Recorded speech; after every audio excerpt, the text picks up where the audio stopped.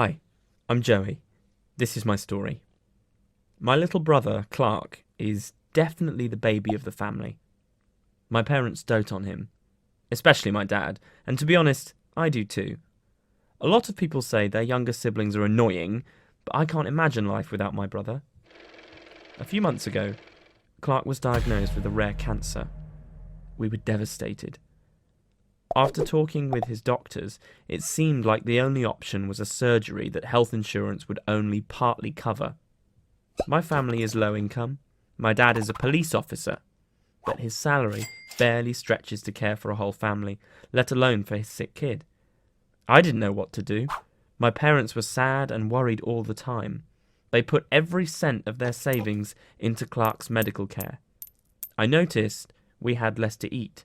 And my mum said no new clothes, not even from the thrift store, even though I was rapidly growing out of my old ones. I didn't complain, even when my stomach was growling during school or when other kids made fun of my too small jeans. I was too worried about my brother. I pushed myself harder in school, even though I had no focus. I didn't want to give my parents any more reason to worry. It was because I was staying up so late to study that I noticed my dad leaving the house at night, even when he didn't have a night shift. That made me nervous. What if the stress was too much for him, and he was becoming an alcoholic or something? That didn't seem like my dad, though. My dad would never spend money on booze when Clark needed him. Our dad was a hero. One night, I followed him. I saw him go into the corner market. I watched through the window as he greeted some people. Everyone in town knew him. A little while later, he came out again, but I hadn't seen him buy anything. The next day, our cabinets were stocked with beef jerky and other snacks. I told myself my dad must have bought them at the market, and I just hadn't seen him pay. But I had an uneasy feeling. This became a pattern. My dad would leave at night, and in the morning there would be cans of soup, or new bottles of Tylenol, or a new pair of jeans for me. And one morning, he was at the computer. So happy, he was practically singing. When he got up to go to the kitchen, I looked at the screen and saw that he was listing some jewellery on eBay. It appeared that my dad, my hero, had become a thief. I didn't know what to do. Should I confront him? He was doing it for a good reason. We needed every bit of his paycheck to pay for Clark's surgery, but we also needed to eat.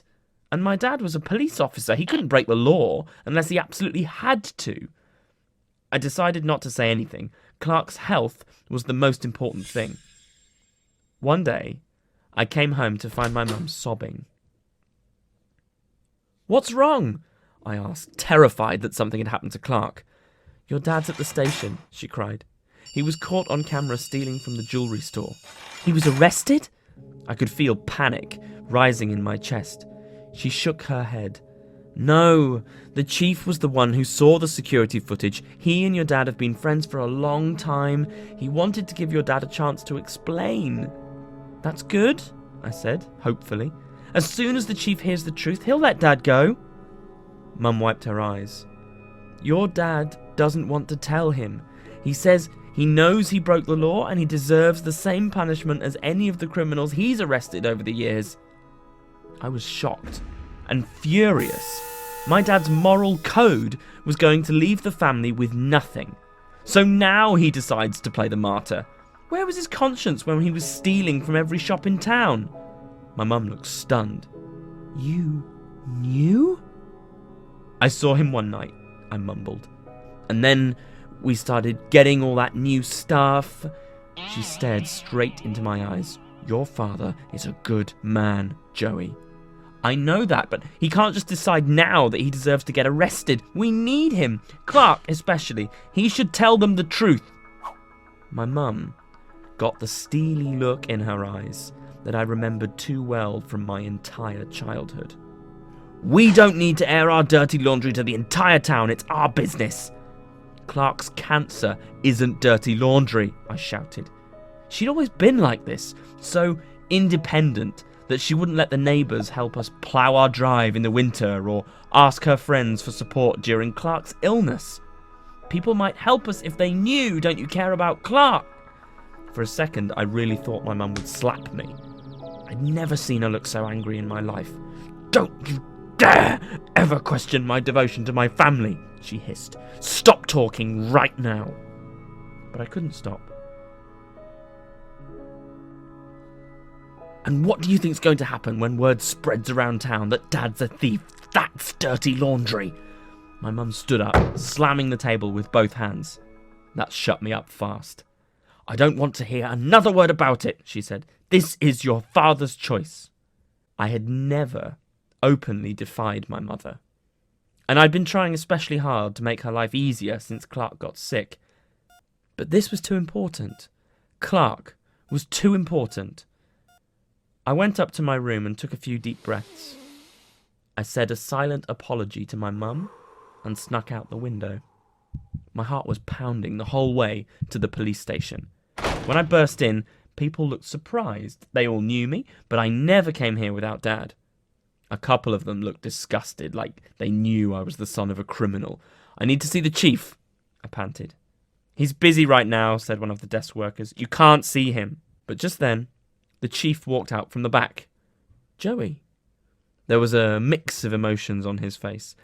"Come on, back to my office." "Is my dad here?" I asked when we were sitting down. "Your dad's in one of the back rooms. I'm afraid we have no choice but to arrest him. We have him on camera, stealing." He shook his head sadly. "I never thought your dad would become a corrupt officer." "He's not corrupt," I insisted. And then I poured out the whole story about Clark. I knew my parents might hate me for it, but if there was a way to get my dad out of this, I had to try. When I was done, the chief was very quiet. And then he said, "Joey, I'd like you to go on home, please. I need to talk to your dad." I went home and sat on the couch, terrified of what would happen next. Would my dad be arrested? Would my mum find out what I'd done?